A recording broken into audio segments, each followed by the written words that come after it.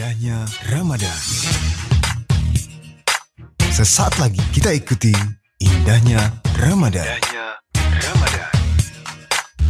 Assalamualaikum warahmatullahi wabarakatuh. 103,5 Radio Magelang FM di udara untuk semua usia. Selamat sore sahabat pendengar dimanapun Anda berada. Apa kabar Anda? Saya Gilang, hadir di ruang dengar Anda dan akan menemani waktu sore Anda menunggu waktu berbuka puasa dalam program spesial Ramadan kami, Indahnya Ramadan. Program talk show jelang berbuka puasa bersama Kantor Kementerian Agama Kota Magelang yang berisi tentang kajian-kajian Islami sehingga dapat menambah serta memperkaya khasanah ilmu pengetahuan kita. Indahnya Ramadan hari ini di hari Selasa 28 April 2020 akan mengambil sebuah tema yang cukup menarik ya, yaitu adalah tentang moderasi Islam dalam akidah, syariah, dan akhlak pada konteks budaya digital dan milenial. Sudah hadir di studio Radio Magelang FM narasumber kita di sore hari ini. Yang pertama ada Bapak Taufik Hussein Ansori yang merupakan Kasih Penyelenggaraan Haji dan Umroh Kantor Kementerian Agama Kota Magelang. Selamat sore, Pak. Selamat sore. Berikutnya Bapak Taufik Nur Hidayat yang merupakan Kepala KUA Kecamatan Magelang Tengah. Selamat sore, Pak. Selamat sore. Dan yang terakhir ada Bapak Haji Abdul Haris yang merupakan penyuluh Kemenak Kota Magelang. Selamat sore, Pak. Ya, selamat sore. Assalamualaikum warahmatullahi wabarakatuh. Waalaikumsalam warahmatullahi wabarakatuh. Silakan untuk mungkin bisa dipandu sama Bapak Abdul Haris penyampaian tentang tema kita di sore hari ini yang tentang moderasi Islam dalam akidah, syariah, dan akhlak pada konteks budaya digital dan minimal. Silakan, Pak. Oke. Baik, ini selamat sore. Assalamualaikum warahmatullahi wabarakatuh. Waalaikumsalam. Alhamdulillah wa syukurillah. Asyhadu an la ilaha illallah wahdahu la syarikalah wa asyhadu anna sayyidina Muhammadan abduhu wa rasuluh la nabiyya ba'dah. Allahumma shalli ala sayyidina wa lana Muhammad ibn Abdillah. Rabbi israh li sadri wa yassir li amri wa hlul 'uqdatam min lisani yafqahu qawli. Sobat pendengar Radio Magelang FM dimanapun Anda berada di 103.5, sore ini kita akan coba bahas tentang moderasi Islam dalam akidah, syariah, dan akhlak pada konteks budaya digital dan milenial. Kita sadar bersama kita sudah masuk di dunia maya ini, Mas Gilang ya. Mas Gilang ini maya nggak nih? Belum, Pak, belum. Jadi kalau dulu kita kenalnya hanya lewat telepon duduk, sekarang kita tidak hanya duduk sambil jalan-jalan, sambil mandi kita bisa telepon, karena memang dunianya maya.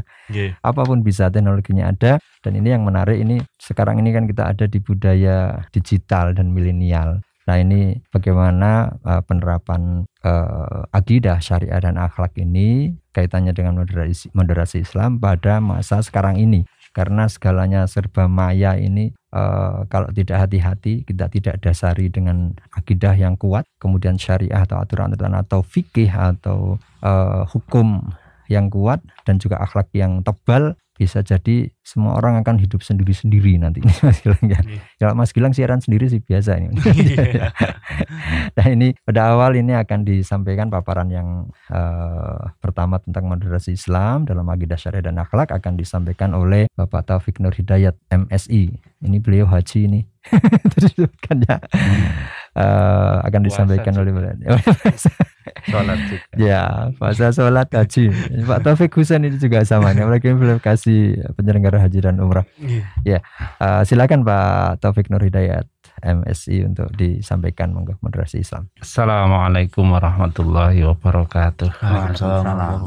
Kami akan menyampaikan terkait dengan pada hari ini moderasi Islam. Tema pada hari ini moderasi Islam dalam akidah, syariah, dan akhlak pada konteks budaya milenial. Yang perlu kita ketahui yang pertama yaitu pengertian moderasi Islam terlebih dahulu, bahwa moderasi Islam dalam bahasa Arab disebut al-wasatiyah al-islamiyah. Dalam Al-Qardawi menyebutkan beberapa kosakata yang berupa makna dengan termasuk tawazun, iktidal, ta'adul, dan istiqomah. Sementara dalam bahasa Inggris sebagai Islamic moderation, moderasi Islam adalah sebuah pandangan atau sikap yang selalu berusaha mengambil posisi tengah dari dua sikap berseberangan dan berlebihan. Sehingga salah satu dari kedua sikap yang dimaksud tidak mendominasi dalam pikiran dan sikap seseorang. Dengan kata lain, seorang muslim moderat adalah muslim yang memberi setiap nilai aspek yang berseberangan bagian tertentu tidak lebih dari porsi yang semestinya. Dalam realitas kehidupan nyata, manusia tidak dapat menghindari dari perkara-perkara yang berseberangan. Karena itu, al-wasatiyah al-islamiyah mengapresiasi unsur robaniyah, ketuhanan, dan insaniyah, kemanusiaan, mengkombinasi antara madiyah, materialisme, dan ruhiyah, spiritualisme, menggabungkan antara wahyu, revelation, dan akal, antara maslahah ammah dan maslahah individu. Sementara dalam bahasa Arab, kata moderasi biasa diistilahkan dengan wasat atau wasatiyah. Orangnya disebut wasit. Bukan wasabiyah ya. Wasit. Wasatiyah. Kata wasit sendiri sudah diserap dalam bahasa Indonesia memiliki 3 pengertian, yaitu 1, penengah, pengantara, misalnya dalam perdagangan, bisnis, dan sebagainya.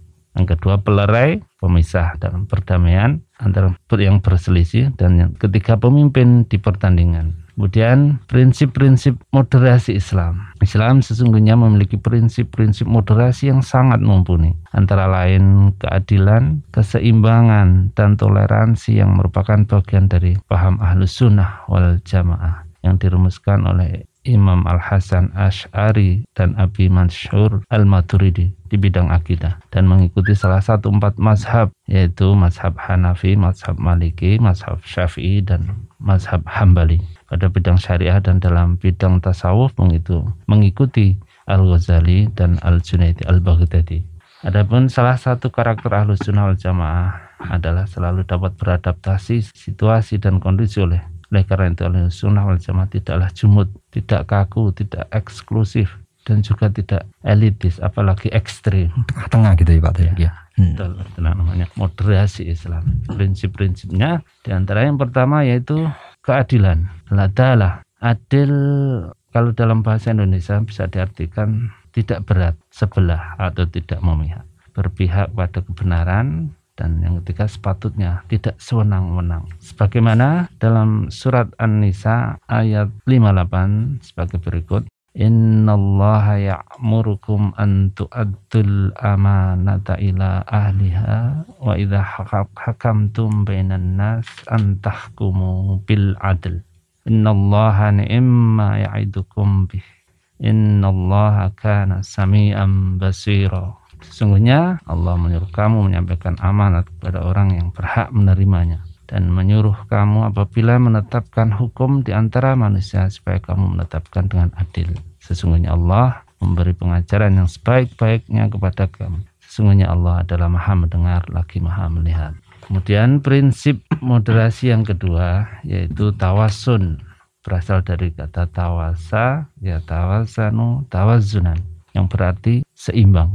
Jika mempunyai arti memberikan sesuatu akan haknya tanpa ada penambahan dan pengurangan, dan keseimbangan tidak tercapai tanpa kedisiplinan. Keseimbangan sebagai sesuatu kauniyah berarti keseimbangan seperti keseimbangan makanan, tata surya, hujan, dan lain-lain. Tawasun atau seimbang dalam segala hal, termasuk dalam penggunaan dalil akli, dalil yang bersumber dari akal, pikiran rasional, dan juga dalil nakli, bersumber dari Al-Quran dan hadis. Pada tataran yang lebih rinci, bentuk-bentuk keseimbangan dalam Islam dapat diklasifikasikan ke dalam berbagai ragam peranata kehidupan beragama sebagai berikut. Keseimbangan teologi yang pertama, yang kedua keseimbangan ritual keagamaan, yang ketiga keseimbangan moralitas dan budi pekerti, dan yang keempat keseimbangan proses atau pembentukan hukum, proses tasri. Kemudian prinsip moderasi yang ketiga yaitu toleransi atau tasamuh.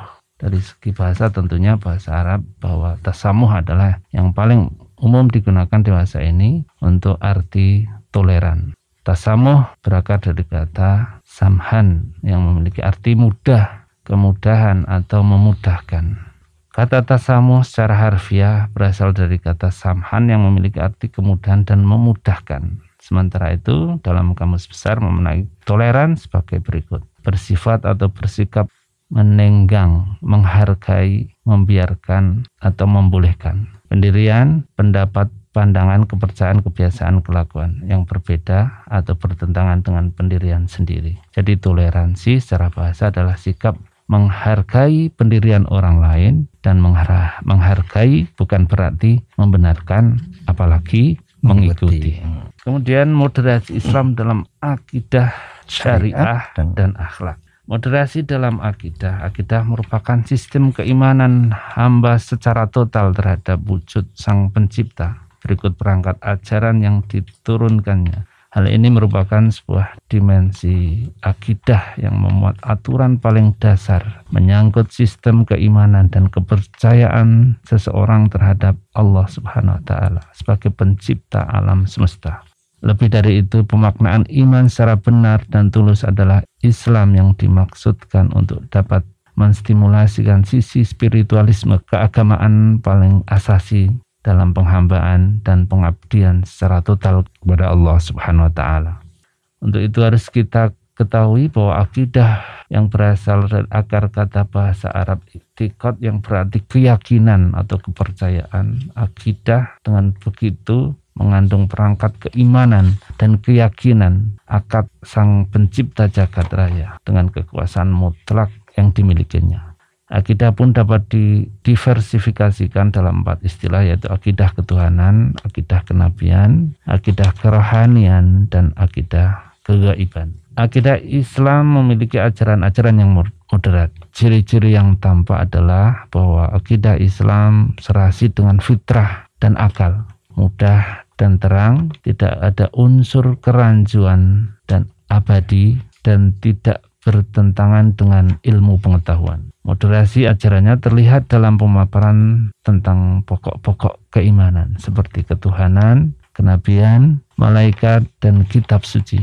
Ini membuktikan dengan jelas bahwa akidah Islam adalah ajaran yang benar-benar bersumber dari Allah Subhanahu wa Ta'ala. Kemudian moderasi dalam syariah. Kata syariah mengandung pemaknaan yang beragam, baik dari segi etimologi maupun terminologi. Makna etimologi, syariat adalah tempat mengalirnya air atau sebuah jalan setapak menuju sumber air. Sedangkan menurut terminologi secara luas, syariat bisa diidentikan dengan ad-din atau Islam itu sendiri.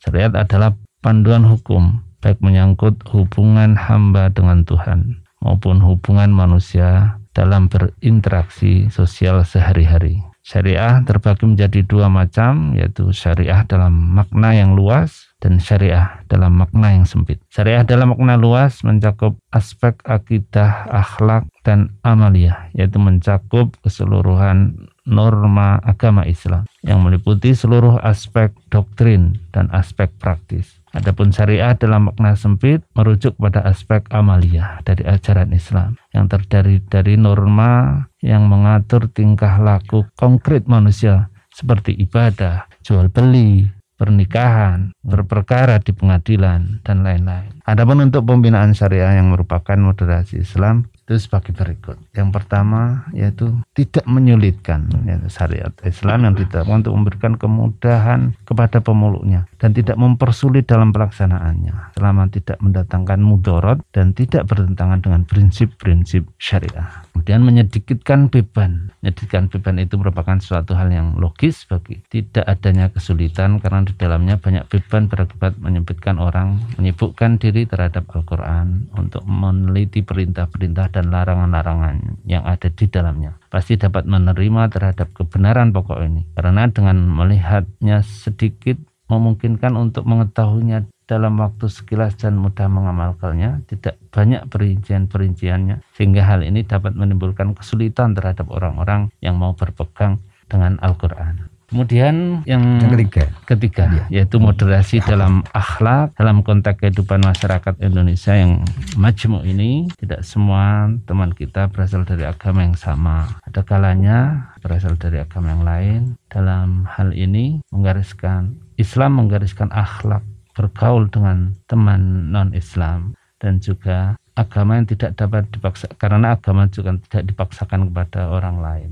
Tiap-tiap orang mempunyai hak untuk memilih agama sesuai dengan keyakinannya. Allah Subhanahu wa Ta'ala berfirman dalam surat Al-Kafirun ayat 6, lakum dinukum waliyadin. Jadi akhlak di sini tidak hanya berlaku pada teman seperti ini saya sampaikan bahwa ada 6 yang merupakan pokok yang harus dijalankan setiap muslim terhadap muslim lainnya. Ini yang akhlak terhadap sesama muslim terlebih dahulu, yaitu 1 diantaranya menjenguk orang sakit, mengucapkan salam dan membalasnya ketika mendapat ucapan salam, mengantar jenazah, memenuhi undangan, mendoakan ketika bersin, dan memberikan nasihat ketika diminta. Jika tiap-tiap fitur akhlak tersebut dipenuhi, maka itu sudah merupakan wujud penuaian terhadap hak-hak muslim lainnya. Apabila tidak menghormati hak muslim lainnya, berarti tidak mempunyai kepedulian terhadap urusan mereka. Ia kehilangan sensitivitas terhadap mereka dan akhirnya menjadi acuh Egois ya terhadap persoalan mereka. Baik Pak Taufik. Sekarang Gilang mau ke Pak Taufik Hussein Ansori terkait tadi sudah disampaikan oleh Pak Taufik Nur Hidayat terkait moderasi Islam secara umum dan untuk Pak Taufik Hussein Ansori sendiri nih, konsep dari moderasi Islam ini bisa ada kaitannya dengan akidah syariah dan akhlak itu gimana penjelasnya? Silakan Pak. Terima kasih. Selamat sore kepada seluruh pendengar Radio Magelang FM yang dirahmati Allah. Kami akan menyampaikan kaitannya dengan moderasi dalam konteks akidah, syariah, dan akhlak.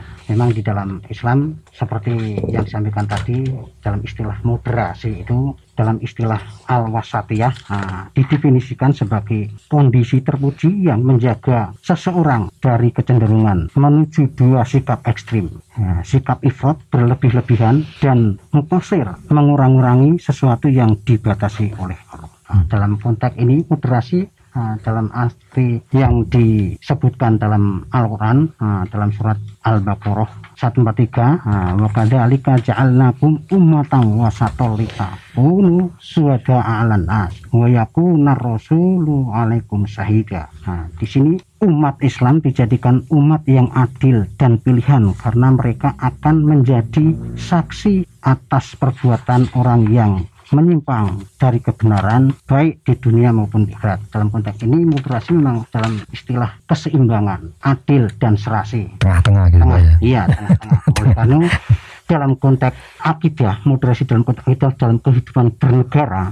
Negara kita ini kan negara hukum, negara konstitusi. Oleh karena itu moderasi di dalam akidah Islam, umat Islam itu dilarang memaksakan akidah kepada agama lain. Seorang muslim harus menghormati dan menghargai kelompok agama lain. Dalam konteks Indonesia ini negara konstitusi, negara yang dibentuk atas kesepakatan, di mana dalam Undang-Undang Dasar 1945 pasal 29 ayat 2, negara menjamin kemerdekaan tiap-tiap penduduk untuk memeluk agama dan menjalankan kepercayaan sesuai agama masing-masing. Jadi di sini moderasinya di dalam umat Islam untuk diaplikasikan dalam kehidupan bernegara, tidak boleh memaksakan akidah seluruhnya harus sesuai dengan akidah yang kita anut. Dalam istilah perkembangan sekarang, banyak orang-orang Islam yang mungkin dianggap liberal atau bagaimana menghendaki negara berbentuk khilafah. Itu tidak boleh.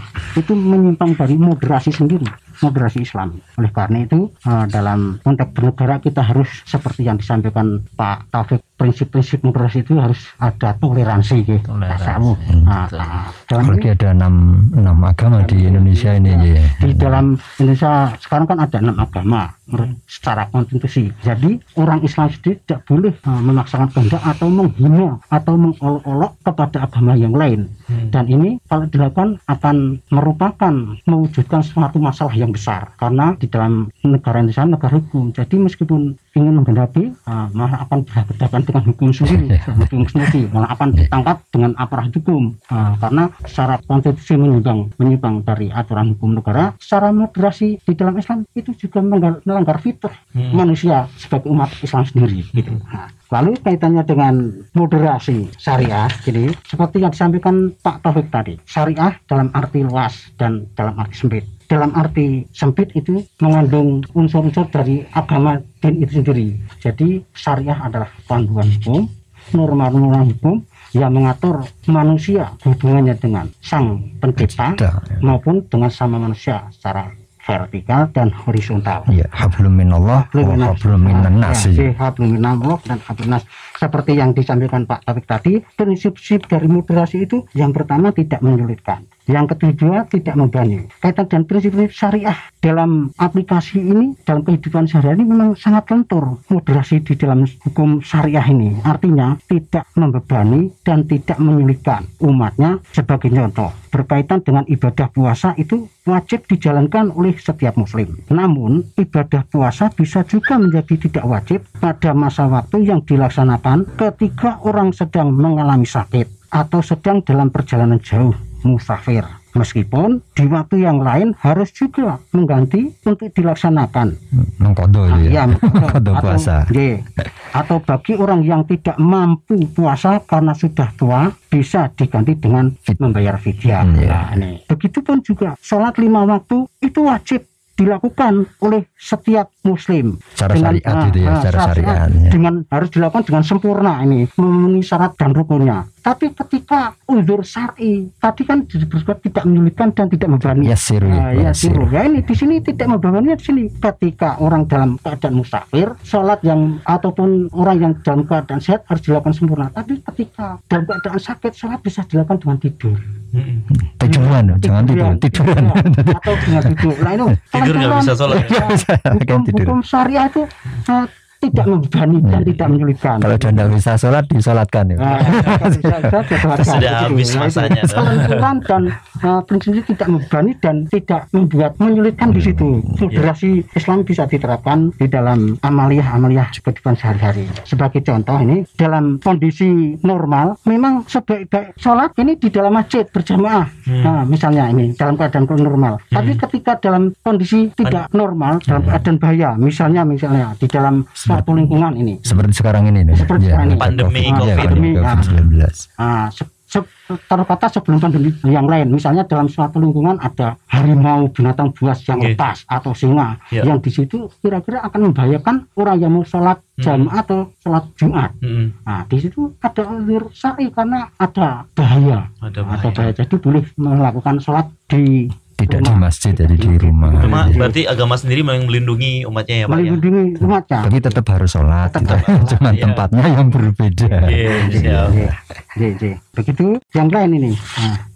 Tetapi keutamaan sewaktu dalam keadaan normal harus dijalankan sesuai hukum syar'inya. Dalam kondisi uzur syar'i boleh dilakukan dengan melakukan kegiatan ibadah dengan keringanan yang lain. Kaitannya dengan masalah COVID-19 ini, pada masa sekarang ketika ada wabah penyakit seperti penyebaran virus yang semakin cepat, jika penderita COVID seperti COVID-19 atau pengidap pembawa virus ada di tengah kerumunan orang banyak seperti dalam sholat jamaah atau sholat Jumat yang bisa menularkan penyakit atau yang bisa membawa penyakit, itu kan tidak tahu. Nah, oleh karena itu bisa dilakukan di rumah. Seperti yang disampaikan tadi, tujuan utama syariah adalah untuk menjaga jiwa, yaitu melindungi dan menjaga jiwa fisik seseorang dari bahaya. Maka berdasarkan pertimbangan ini, salah satu dalil Hay'ah Kibar Ulama,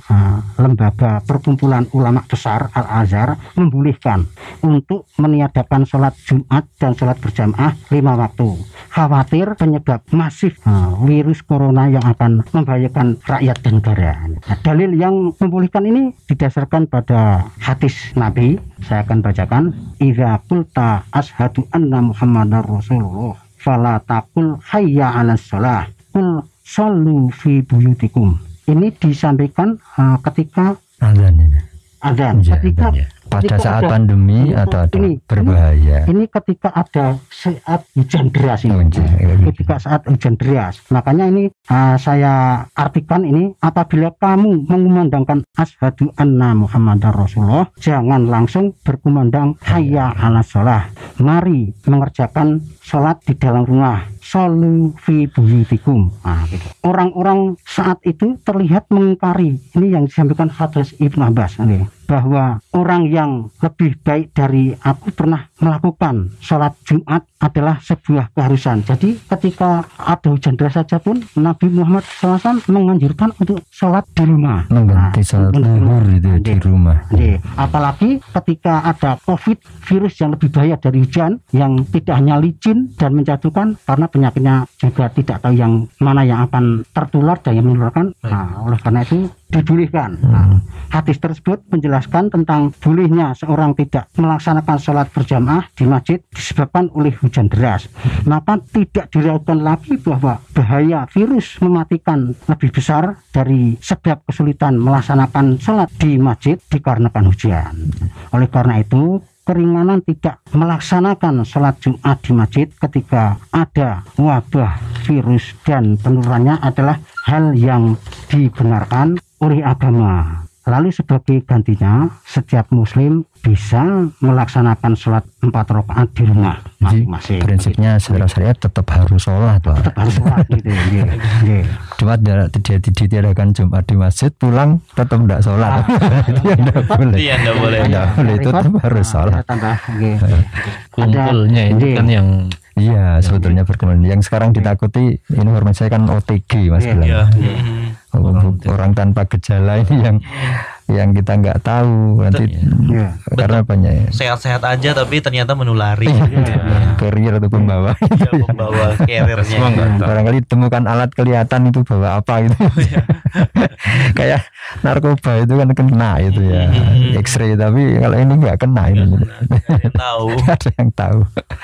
Nggak terus dijelaskan lagi. Ini kaitan dengan dalil yang lain yang membolehkan ada keringanan untuk moderasinya sholat di masjid berjamaah maupun sholat Jumat ini. Moderasinya ada di dalam Islam juga diajarkan. Ini sebagaimana yang disampaikan hadis oleh Ibnu Abbas radhiyallahu an, ia berkata Rasulullah SAW telah bersabda, man sami'al munadiya falam yamna'hu min tabaihi udron tolu wa mal udru tolu khufun Aumar rodun lam tukbal minhu sholatul lati soli.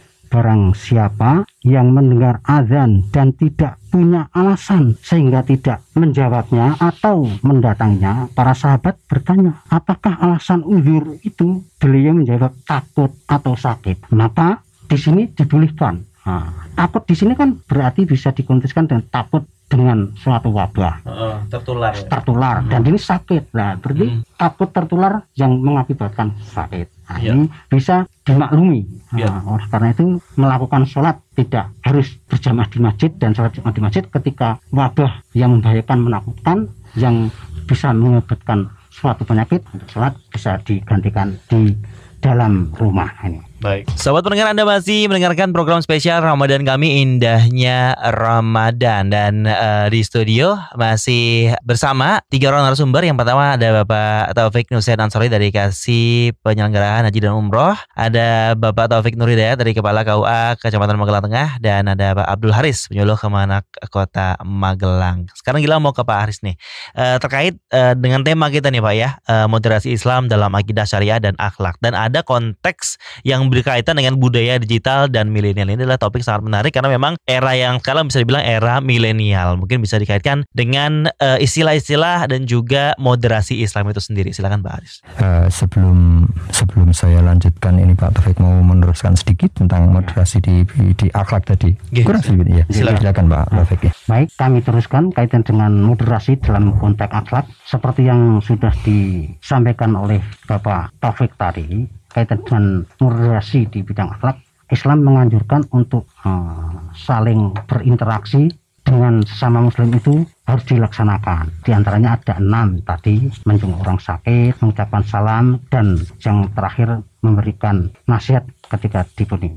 6 hal itu harus dilakukan tiap muslim dengan muslim yang lain dalam hubungan berinteraksi. Nah, jika tidak dilaksanakan, maka orang tersebut dianggap ekstrim. Jadi tiap-tiap butir akhlak tersebut harus dipenuhi. Maka untuk merupakan wujud penunaian terhadap hak-hak muslim lainnya, apabila tidak menghormati hak-hak muslim lainnya, berarti tidak mempunyai kepedulian terhadap urusan mereka. Ia kehilangan sensitivitas terhadap mereka dan akhirnya menjadi acuh terhadap persoalan yang lain. Ini kaitan dengan hubungan sama muslim memang harus tetap dijalankan dengan Islamiyah itu harus dibina. Kemudian kaitan dengan moderasi akhlak dengan non muslim, Islam juga menganjurkan harus tetap menjalin hubungan dalam konteks Indonesia yang majemuk ini, berinteraksi dengan berbagai kalangan merupakan suatu keniscayaan. Berinteraksi dengan mereka adalah wujud pengamalan dari konstitusi kita, sila persatuan rakyat Indonesia, begitu. Jadi ditinjau dari segi agama, kaum muslimin menempati posisi mayoritas di Indonesia. Meskipun demikian, mereka tidak dapat lepas dari kebutuhan berinteraksi dengan pemeluk agama yang lain di Indonesia ini. Sebagai seorang muslim, kita mesti memahami posisi kita dan posisi penganut agama di luar kita. Sah-sah saja kita meyakini bahwa agama dalam agama Islam dianggap yang paling benar. Kita juga harus mencermati ketentuan Allah tentang adanya pemeluk agama yang lain. Kita juga harus yakin bahwa Allah sengaja menciptakan manusia dalam beragam agama. Artinya, keberadaan pemeluk agama lain merupakan kehendak dan hukumnya yang tidak dapat diganggu gugat. Kalau saja Allah berkehendak, niscaya Dia menjadikan umat manusia dalam satu agama. Tetapi bukan itu yang dikehendakinya. Dia berkehendak menciptakan manusia terbagi dalam banyak agama. Ya. Saya lagi. Karena memang ini di kehidupan ini semua membutuhkan orang lain. Kita lahir ya nggak lahir sendiri. Nanti kita makan ya kita nggak masak sendiri. Masuk mau nanam padi sendiri terus nanti masak sendiri. Sampai kita mati pun ya nggak mungkin kita masuk kubur sendiri. Ini yang harus dipupuk empati akhlak kita di situ. Itu Pak Taufik ya. Ya, baik. Kami lanjutkan ini. Terima kasih Pak Taufik Husain. Ini double T ini Pak Taufik Husain sama Pak Taufik. Taufiknya double ini. Untung nggak satu kantor. Kalau satu kantor nanti bingung. Ini yang menarik di sini ini sekarang ini. Konteks digital dan milenial ini saya coba mencari membedakan antara digital dengan milenial ini agak susah ini karena memang eranya bersama ini. Kalau saya ambil era digital atau masa digital itu berarti masa udahlah nggak jauh-jauh masa kita pegang gadget gitu aja. Ngatain ya Mas Gilang ya. Sedang yang pakai gadget itu ya milenial. Maksudnya kalau saya coba bedakan, digital itu alatnya, milenial itu yang pakai alatnya yang biar mudah ini. Karena apa? Mas Gilang ini umurnya berapa ini? Saya hampir 30 Pak. Kelahiran berapa? Ya, 90. Ini berarti milenial ini. Milenial. Karena saya mungkin Pak Taufik Husain, Pak Taufik ini sudah lewati masa milenial nih. Karena kita kolonial Pak. Kenapa? Mohon maaf Pak. Enggak, emang gitu. Sekarang jenengan kan begitu lahir jenengan sudah mendengar itu. HP itu kayak apa? Kita lahir dulu nggak ada HP itu, adanya itu kaleng itu dikasih benang itu. Iya, seperti benang. Buat untuk telepon seperti itu. Untuk LCD saja tahunnya juga baru akhir-akhir ini. Dulu tahunnya kan layar sorot itu apa namanya? Kalau nonton bioskop itu kan pakai itu proyektor ya. Kemudian setelah saya kuliah itu pakainya OHP, overhead projector. Ngalami enggak di Mas Gilang ini? Ngalami waktu kuliah. Nah, itu kan kalau ngasihkan transparan plastiknya itu kalau enggak pas kan terbalik itu. Iya benar. Itu masa saya. Setelah masa kita ini, Pak Taufik semua ini lewat masuk di masa digital, masa jenengan, masa Mas Gilang. Kita lahir belum mengenal itu, mengenalnya setelah rodok tua ini. Rodok tua. Nah, yang saya maksud generasi yang sekarang ini dia lahir langsung bisa menikmati. Buktinya sekarang usia-usia sesaya sama Pak Taufik ini dengan anak-anak kita itu enggak bisa melebihi, enggak bisa. Anak-anak kita itu mau browsing, mau apa, mau ganti aplikasi itu semuanya sudah mengalir aja. Lebih pintar ya Pak. Makanya hati-hati sekali ini nanti akan kami sampaikan di sini. Karena kalau dengan digital ini generasi milenial ini nanti dia nggak bisa nyaring. Padahal mereka semua harus didasari dengan akidah kepada Allah, kepada ketuhanan, kemudian kepada malaikat, rasul dan seterusnya dalam rukun iman. Kemudian dia harus mengikuti syariat atau aturan-aturan atau hukum Allah. Kemudian yang ketiga, dia harus punya empati, punya simpati, berakhlak mulia, akhlakul karimah. Nah ini yang adanya era digital ini mulai menggeser ini ketiga hal ini. Kalau ini dia tidak punya ini, nanti moderasinya juga akan hilang juga. Ini saya coba merangkum data-data atau kita coba masukkan. Generasi digital itu tumbuh ketika dia sudah lahir, itu sudah masuk di dunia digital, dunia maya yang tadi saya sampaikan tadi. Mereka itu yang pertama cenderung menuntut rentang kebebasan yang lebih. Jadi bebas sebebas-bebasnya. Udahlah, sekarang yang diikuti dalam dunia maya siapa kalau bukan Mbah Google? Semua minta apa saja pasti diberi, asal paketannya masih. Nanya apa aja pasti dijawab. Masih dijawab. Nanya yang baik ya dijawab, nanya yang jelek, paling jelek pun juga dijawab. Semuanya dijawab. Minta ditayangkan, ya minta ditayangkan, bisa ditayangkan. Padahal dulu kita kan mau nonton TV aja susah. Harus ke balai desa kan. Oh, saya nggak sampai situ dulu. Kita dulu harus ke balai desa, itu acaranya jam berapa itu. Harus mengikuti seperti itu. Nah, ini informasi apapun bisa didapat di masa milenial ini dengan peralatan digital yang serba canggih. Nah, yang harus hati-hati, mereka akan menyerap informasi apapun melalui ini Mbah Google ini. Dia orang paling baik sedunia tapi paling tidak bertanggung jawab sedunia. Benar. Yang pertama tadi, dia punya rentang kebebasan yang lebih. Dulu bertanya sesuatu kan kepada orang tua, kepada guru. Ya, sekarang apalagi sekarang ini di masa pandemi ini, semua pembelajaran lewatnya online. Ini dunia maya juga kan. Tahu-tahu tulisan saya sudah sampai sana, tahu berita saya sudah sampai sana, kita tidak tahu. Pak Taufik aja juga bingung. Mendaftar nikah itu tahu-tahu online, data sudah sampai Jakarta. Haji ini Pak Taufik penyelenggara haji itu begitu juga. Tahu-tahu sudah belum? Sudah saya masukkan kemarin. Dilihat tuh sudah masuk di sana. Padahal beliau yang menyelenggarakan yang di sini. Nah, maka dari itu kita harus hati-hati betul untuk menyerap dari situ, minta informasi dari situ.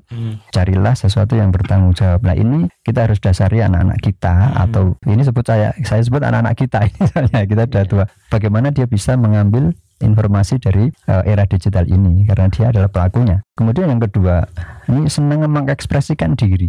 Milenial itu sekarang suka mengekspresikan diri. Udahlah mudah, mau makan selfie dulu, terus dibuat status. Ya, apalagi yang sekarang rame namanya TikTok. Nah, TikTok itu kan untuk mengekspresikan diri. Hanya saja harus dengan koridor akidah, syariah sama akhlak. Jangan sampai kasus-kasus yang kemarin muncul viral. Ya kalau itu baik sih bisa jadi contoh lah. Kalau itu jelek, lalu buat TikTok yang seperti itu kan malah dicekel polisi. Gitu. Nah, ini mereka senang mengekspresikan diri. Jadi nggak seperti kita dulu, kita lebih tertutup. Mau siaran radio, siaran TV aja walah susahnya. Radio juga baru ada satu dulu, RRI. Ya, sekarang sudah banyak sekali. Dulu radio ngeplay musik pakai kaset, Pak. Sekarang pakai ya udah bisa ambil. Kita mau minta lagu apa nggak usah ngurutkan, nggak usah muter gitu ya, langsung klik sudah bisa. Siap. Jadi dia bisa senang mengekspresikan diri. Yang ketiga, hidup dalam kecepatan yang tinggi. Jadi kalau era sekarang itu minta sesuatu yang cepat. Makanya berkembang fast food. Enggak seneng nunggu. Kalau dulu kita kan mau makan senang ya ndeplok sih. Mau makan jatah ya deplok dulu, dicampur, nanti kalau udah jadi baru kita makan. Sekarang kan enggak. Sekarang begitu datang ke satu rumah makan atau satu warung ya tinggal tunjuk aja. Tinggal tunjuk keluar sendiri nanti. Maksudnya tunjuk di kaca itu. Tunjuk di kaca, oh ini makanan A, makanan B. Jadi mereka ingin sesuatu yang cepat. Ketika mohon maaf sekarang mungkin wifi-nya kurang cepat atau mungkin paketnya kecil, dia pasti akan cari yang paling besar. Kalau kita lihat di televisi itu pegang HP sambil muter-muter cari sinyal itu kan kepingin sesuatu yang cepat. Padahal di dalam akidah kan nggak bisa secepat itu, ada proses. Dalam syariah pun juga, mau sholat nggak bisa langsung sholat, dia harus melalui bersuci dulu gitu Pak Taufik ya. Harus bersuci, harus wudhu, harus baru wudhu, baru kemudian melaksanakan sholat kan begitu, nggak bisa langsung saya mau sholat itu. Itu adalah satu proses. Nah, hal-hal seperti ini, hal-hal yang cepat seperti ini membuat generasi kita kalau tidak kita landasi betul dan dari para ahli tidak menyediakan konten tentang akidah, tentang syariah, tentang akhlak, ini nanti mereka menyerapnya sesuatu yang tidak bagus. Tadi sudah kami sampaikan, minta yang bagus ya dikasih, minta yang paling jelek pun juga dikasih. Apalagi yang bahaya sekarang kan memang banyak orang yang sengaja membuat sesuatu yang dipotong-potong ya, nggak utuh gitu ya, diedit ya, memancing orang untuk berkomentar. Betul. Kalau mancing di sungai enggak apa-apa, mancing emosi itu ya. Mancing keributan. Nah, ini yang terjadi sekarang banyak yang seperti itu. Maka dari itu marilah kita bekali anak-anak kita dengan dasar akidah, dengan dasar-dasar syariah, ilmu keagamaan lah, mudahlah seperti itu. Tapi itu pun juga kita harus memberikan akhlak yang baik agar dia bisa berempati, simpati dengan sesama, nggak cuma dengan satu agama tapi juga sesama manusia. Tadi disampaikan Pak Taufik Husain tadi, Allah menciptakan makhluk itu bermacam-macam. Anak kembar saja kan tetap tidak sama, tetap berbeda. Nah, dari perbedaan itu bagaimana bisa menumbuhkan satu rasa kasih sayang, rasa empati, simpati dan sebagainya. Kemudian yang berikutnya punya ciri budaya milenial digital dan milenial itu punya banyak sumber belajar. Jadi dia belajar, kalau dulu kita itu belajar ya satu dari orang tua, dua dari guru, ya sudah. Sumbernya dari situ. Tiga, baca buku. Padahal buku dulu kayak apa? Terbatas sekali. Sekarang ini buku aja sudah ada di komputer kan, sudah ada tadi disimpan Mbak Google tadi kan. Mau minta buku apa aja ada, isinya kayak apa ada semuanya. Nah, ini kalau kita tidak dampingi mereka, kita tidak memberikan pendampingan, ini nanti dia bisa jadi lebih. Sekarang aja sudah terjadi, maaf ini. Sudah nikah belum Mas Gilang ini? Saya sudah. Sudah punya anak? Sudah punya. Nah, kira-kira anak jenengan lebih nurut ke jenengan apa gurunya itu? Belum tahu nih Pak. Kan masih kecil ya. Nah, anak sekarang ini itu kan dia lebih cenderung nurut ke gurunya ketimbang orang tuanya. Karena katanya orang tua kemarin setelah belajar di rumah tuh orang tuanya lebih garang daripada singa katanya. Jadi gurunya ternyata serba halus, maka mereka kadang lebih cenderung untuk nurut kepada gurunya. Nah, kadang orang tua yang enggak dalang kurang lakon ya. Orang tua yang pesan ke gurunya ya Pak Taufik. Pesan gurunya, kemudian disampaikan kepada anak agar anak itu nurut, padahal itu produk orang tua. Ya itulah, itu satu solusi. Nah, yang hati-hati sekali kalau anak itu mengambil sumber dari ini di era digital ini. Dia menyerap segala sesuatu dari sumber internet dan sebagainya. Dia bisa jadi nanti nggak percaya orang tua, nggak percaya ke guru, nggak percaya ke orang-orang yang seharusnya ada di sekitarnya, harus dia hormati secara akhlak. Kemudian dia harusnya sholat atau beribadah kepada Allah, dia hanya nyekeli gadget aja, dia nanti nggak selesai. Kalau bahasa orang tadi jeneng gugu karpe dewi gitu ya.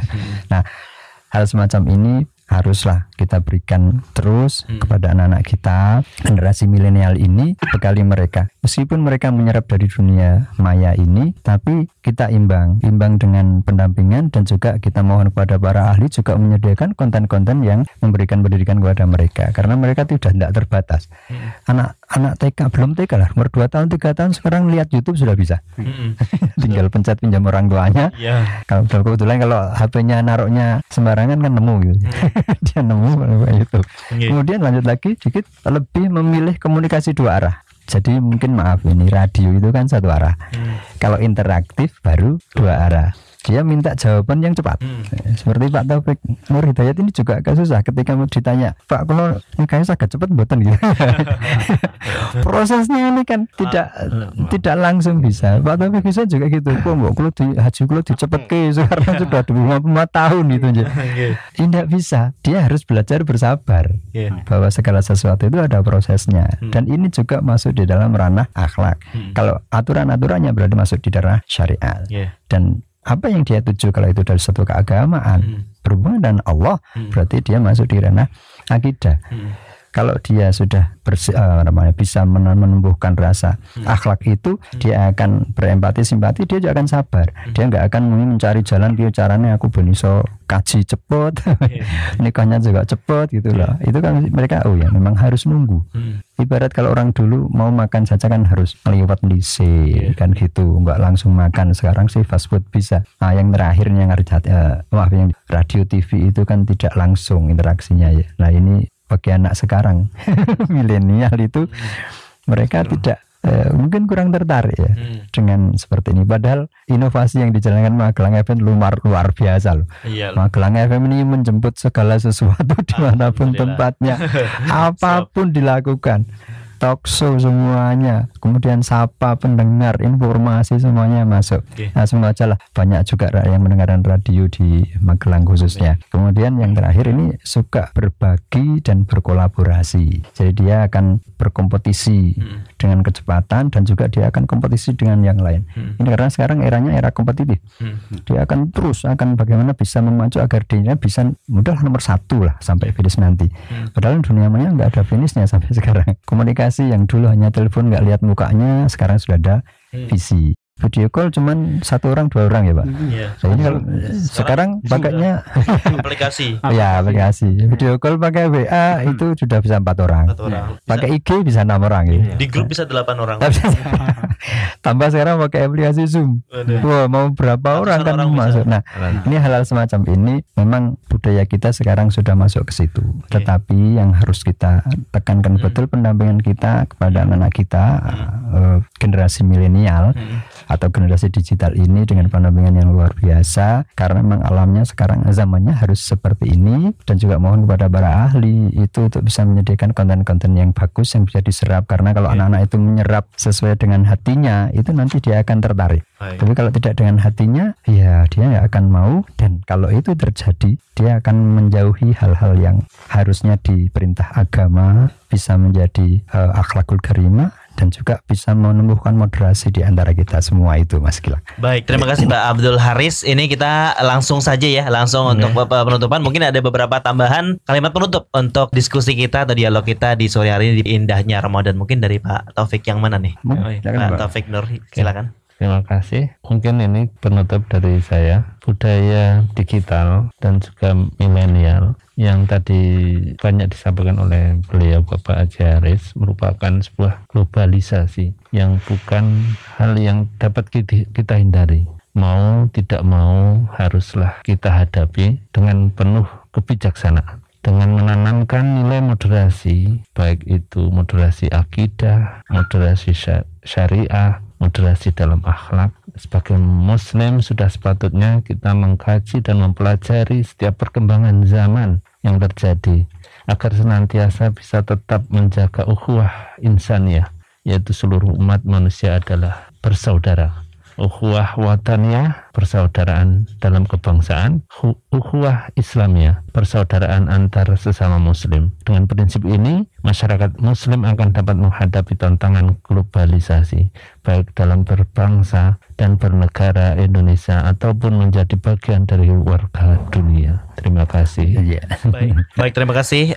Sahabat, demikian tadi kita dengarkan bersama indahnya Ramadan dengan tema moderasi Islam dalam ikhtiar syariah dan akhlak pada konteks budaya digital dan milenial. Simak terus indahnya Ramadan setiap Senin sampai Sabtu selama bulan Ramadan mulai jam 4:30 sore. Dan terima kasih kepada semua narasumber yang sudah hadir di sore hari ini. Dan sekarang sudah waktunya berbuka puasa ya. Terima kasih bagi Anda yang menyimak atau bergabung bersama kami. Saya Gilang pamit undur diri dari ruang dengar Anda. Selamat sore dan selamat berbuka puasa. Wassalamualaikum warahmatullahi wabarakatuh. Waalaikumsalam warahmatullahi wabarakatuh.